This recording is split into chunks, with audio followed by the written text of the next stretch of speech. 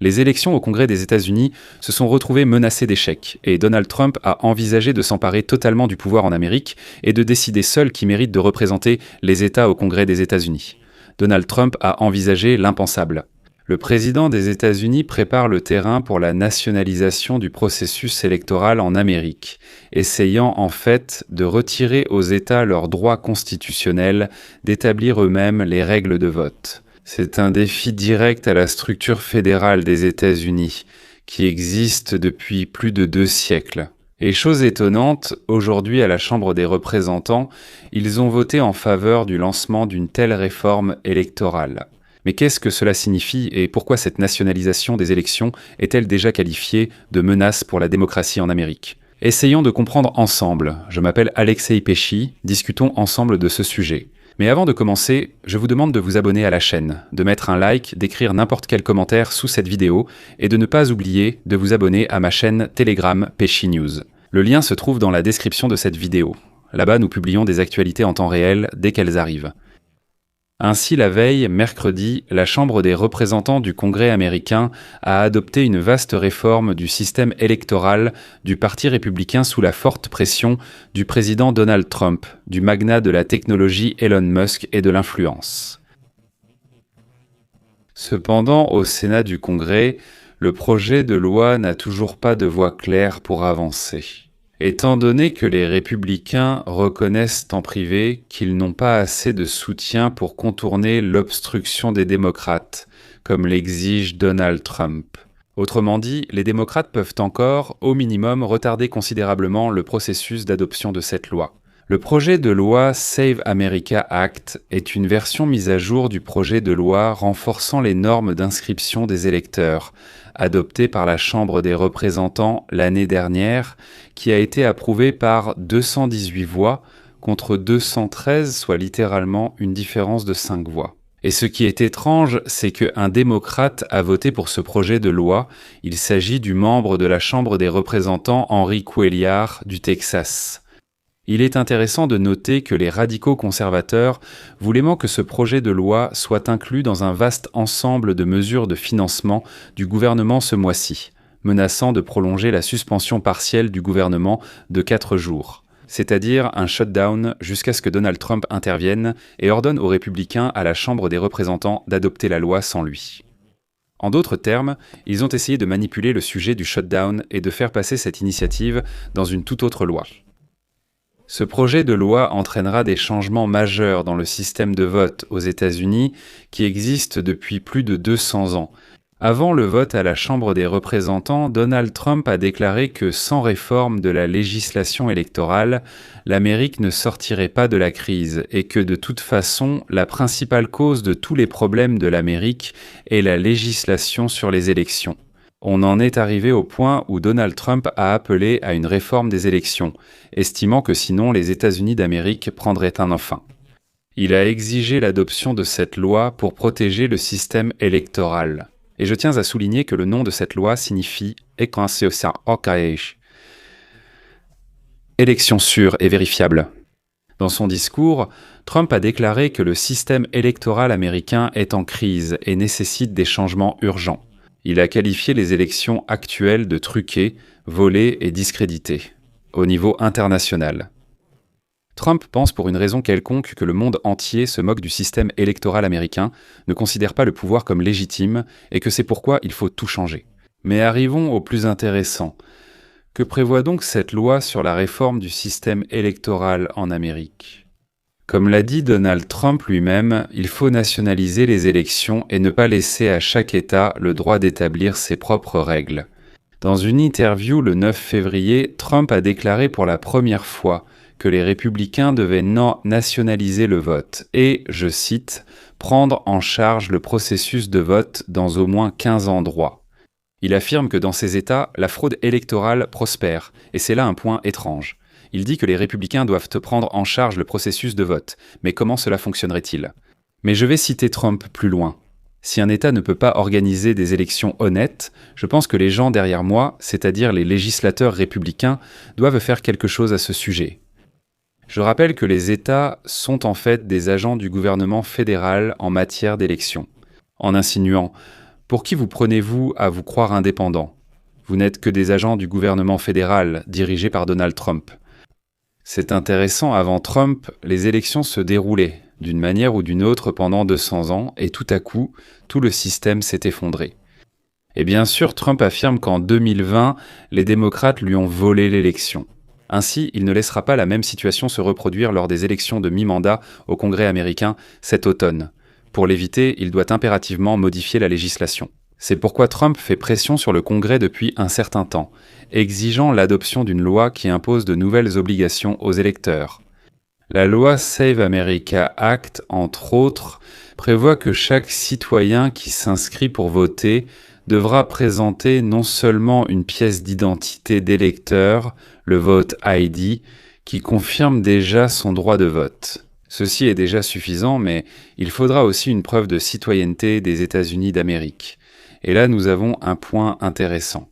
Ici, Donald Trump affirme que des centaines de milliers de migrants auraient voté illégalement pour les démocrates, expliquant sa défaite.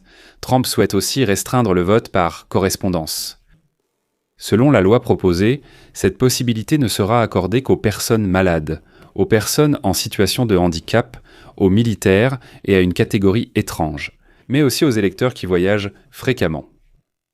Avant le vote à la Chambre des représentants, Donald Trump a déclaré, je cite, « Les élections américaines sont truquées, volées et sont la risée du monde entier.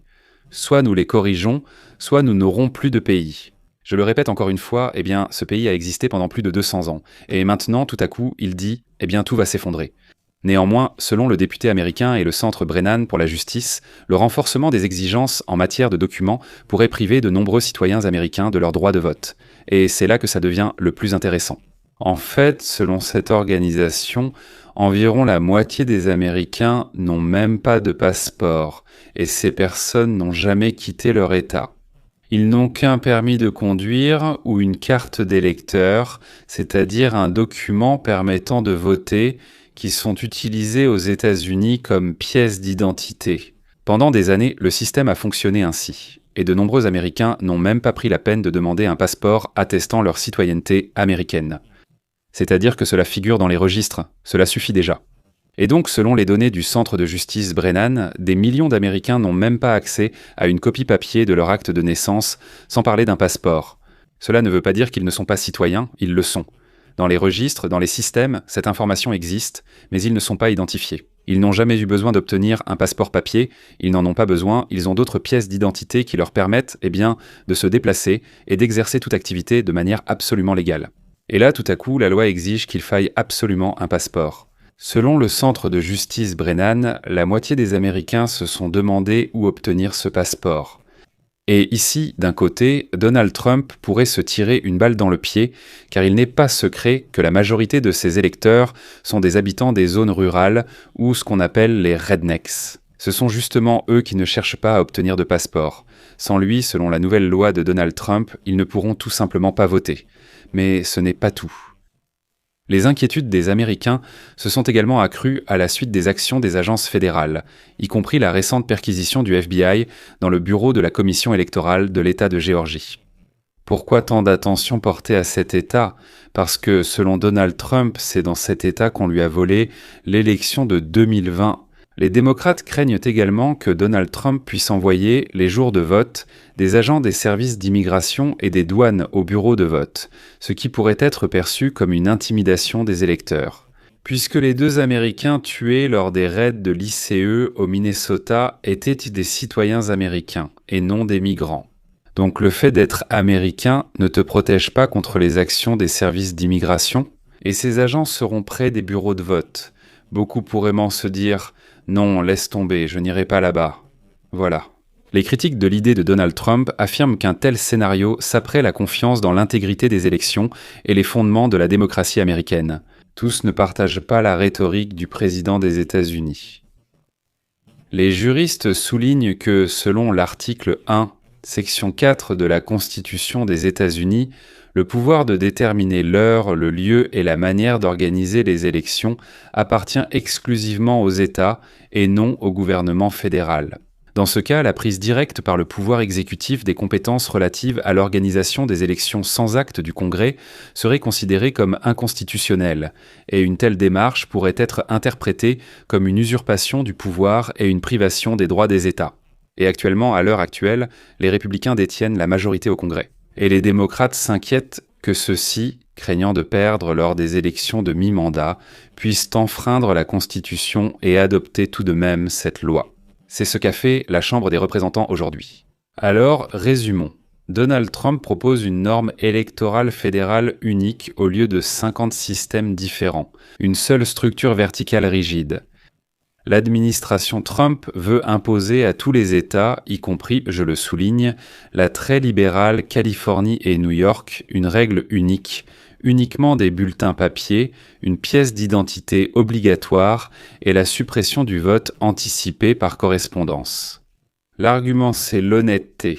Donald Trump continue d'utiliser le récit des fraudes massives, affirmant que seul un contrôle fédéral total peut garantir la sécurité des élections, en insinuant que les États eux-mêmes ne peuvent pas assurer une telle sécurité. Et tout le gouvernement, je le rappelle, est actuellement sous le contrôle de Donald Trump. Mais ce n'est pas tout. Trump propose d'accorder aux agents du ministère de la Justice des États-Unis des pouvoirs sans précédent pour superviser les commissions électorales locales, allant jusqu'à la possibilité d'arrêter le dépouillement des votes. Il est évident que toute cette situation mènera à de longs procès. De plus, les critiques qualifient cela de tentative de consolider le pouvoir républicain pour des décennies. Les nouvelles règles pourraient considérablement compliquer le vote pour les minorités et les jeunes, qui constituent déjà l'électorat des démocrates. Et surtout, si Donald Trump parvient à faire passer cette initiative, les États-Unis entameront une transition historique d'une fédération vers un État unitaire. Je vais m'arrêter là. Donnez votre avis et vos conclusions dans les commentaires sous cette vidéo, abonnez-vous à la chaîne, activez la cloche et n'oubliez pas de mettre un like. De plus, si cette vidéo vous a paru intéressante et utile, vous pouvez soutenir le travail de cette chaîne YouTube par un don, un abonnement payant ou un abonnement de sponsor via les liens et informations dans la description de cette vidéo. Il y a des plateformes très différentes, je suis sûr que vous pourrez choisir celle qui vous convient le mieux.